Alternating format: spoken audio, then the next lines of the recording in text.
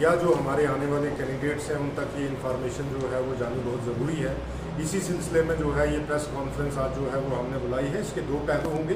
पहले ओवरऑल जो है हमारा यहाँ पे इलेक्शन का प्रोसेस, नॉमिनेशन, स्क्रूटनी, पोल डेट, ये सारी चीज़ें, उसके बाद स्ट्रांग रूम की डिटेल्स, वोटर्स की डिटेल, ये सारी चीज़ें मैं जो है वो आपको बताऊंगा। सेकंड पार्ट जो है वो क्वेश्चन आंसर सेशन होगा। जो भी आप सवाल पूछेंगे, जो भी आपको इलेक्शन के रिगार्डिंग जो भी सवाल होगा वो आप पूछ सकते हैं।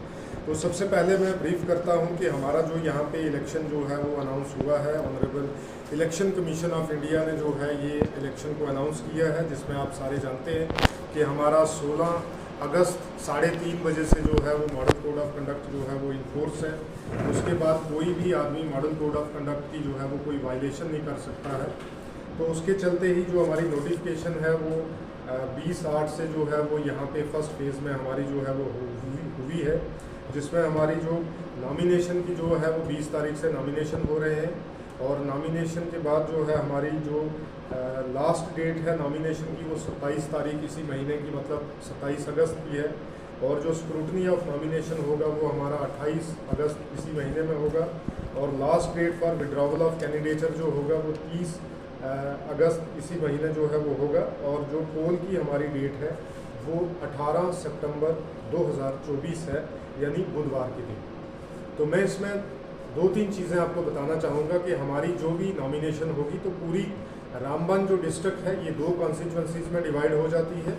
एक रामबन मेन, जिसको 54 रामबन हम बोलते हैं, दूसरी 55 बनिहाल, जो रामबन का ही हमारा डिस्ट्रिक्ट रामबन का पार्ट है। इन दोनों कॉन्स्टिट्यूंसीज के अपने आरओज होते हैं। यहाँ पे जो आरओ है वो ECR है, जिसका ऑफिस जो है ये साथ वाले डिस्ट्रिक्ट एडमिनिस्ट्रेटिव जो कॉम्प्लेक्स है, इसी के अंदर जो है एक हमारी बिल्डिंग है, वहाँ पे आरओ का ऑफिस है। वहाँ पे जितनी भी डिटेल्स हैं, कम्युनिकेशन डिटेल्स हैं, फ़ोन की डिटेल्स हैं या दूसरे माध्यम से जितनी भी डिटेल है वो सारी दी गई है। दूसरा हमारा जो बनिहाल आरओ है, वहाँ पे भी जो है वो SDM जो है वो आरओ एक्ट करता है। तो उसमें भी जो उसका ऑफिस है वो बनिहाल में रखा हुआ है। इसमें हमारे जो हैं वो दो AROs जो हैं वो हमने ROs की असिस्टेंस के लिए दिए हुए हैं। अब हम बात करें कि अगर हमारे पास टोटल वोटर कितने हैं, तो लास्ट टाइम अगर हम देखेंगे तो हमारे टोटल वोटर्स जो अभी इस समय जो हमारा इलेक्टोरल रोल जो है वो फाइनलाइज हो गया है with the consent of the honourable election commission of India. अब हमें जो है उसका अनुमति मिलेगी कि हम उसका प्रिंट आउट निकाल सकते हैं। फिर हम रिकॉग्नाइज पॉलिटिकल पार्टीज़ को 28 के बाद जो है वो प्रोवाइड करवा सकते हैं। तो टोटल वोटर आज की डेट में हमारे 2,24,000 है टोटल जो वोटर हमारे यहाँ पे है, जिसमें अगर मेल फीमेल का आंकड़ा मैं आपको बताऊँ तो जिसमें मेल जो वोटर हैं वो 1,16,009 वोटर हैं और फीमेल जो है वो 1,08,185 जो है वो फीमेल हमारे वोटर हैं।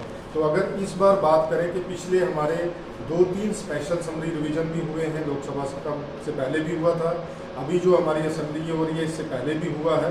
तो टोटल हमारे जो 18 से 19 साल के एज ग्रुप में जो यंग और न्यू वोटर हैं वो 17,341 है। तो ये वोटर जो हमारे नए ऐड हुए हैं, जिनको हम जो है वो यंग एम्बेसडर ऑफ डेमोक्रेसी भी बोलते हैं। तो इसी तरीके से ये वोटर जो हैं वो पूरी डिस्ट्रिक्ट के अंदर दोनों कॉन्स्टिट्यूंसी जो मिला के हमारे 365 जो है वो पोलिंग स्टेशन है।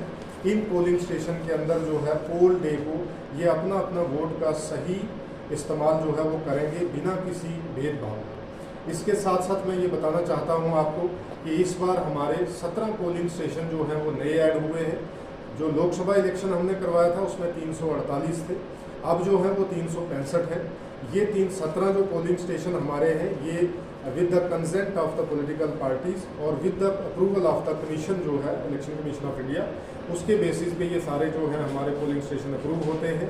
इनका भी जो है वो सारे पॉलिटिकल पार्टीज़ जो हैं या कैंडिडेट्स जो हैं उन सब की डिटेल्स जो है इनके साथ भी शेयर की जाती है।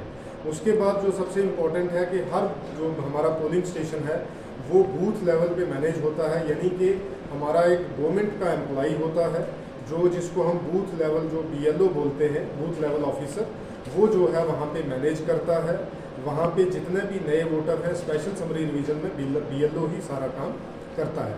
उसके साथ साथ मैं एक चीज़ आपको ये बताना चाहता हूँ कि ये पब्लिक में भी और आप में भी, क्योंकि आप भी जो हैं वो एक डेमोक्रेसी का बहुत ही इम्पोर्टेंट पार्ट है कि आपको भी इस चीज़ की जानकारी होनी चाहिए कि जिस दिन हमारी पोलिंग पार्टीज़ जो है वो पोलिंग स्टेशंस पे जाएंगी तो वहाँ पे खाने का, पीने का, रहने का सारा इंतज़ाम जो है वो BLO करेगा उस पोलिंग स्टेशन पे, और जितना भी इंतज़ाम का खर्चा होता है वो इलेक्शन कमीशन ऑफ इंडिया उसकी प्रॉपर जो है वो रेम्यूनरेशन की फॉर्म में या उनका जो एक्सपेंडिचर हुआ है उसकी फॉर्म में जो है वो सारा पैसा अदा कर देता है। तो इसलिए कोई भी आदमी ये नहीं बोल सकता कि हमारे पास यहाँ पे कोई पॉलिटिकल पार्टी किसी पोलिंग पार्टी को खाना खिलाएगी, ये कम्प्लीटली बैन है।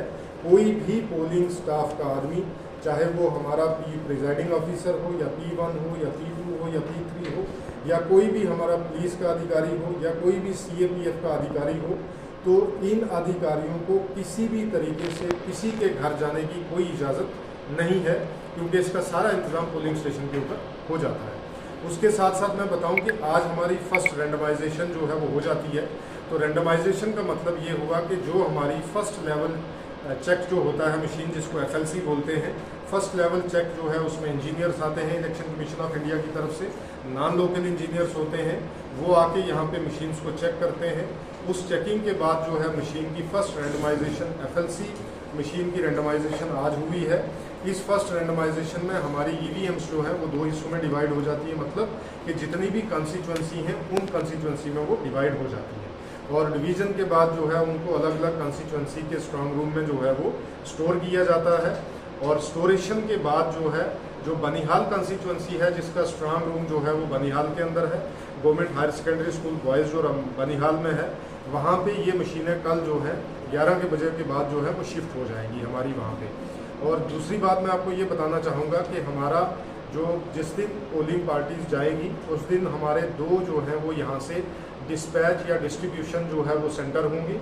एक रामबन का जो है DC ऑफिस में ही होगा, रामबन कंस्टिट्यूंसी का।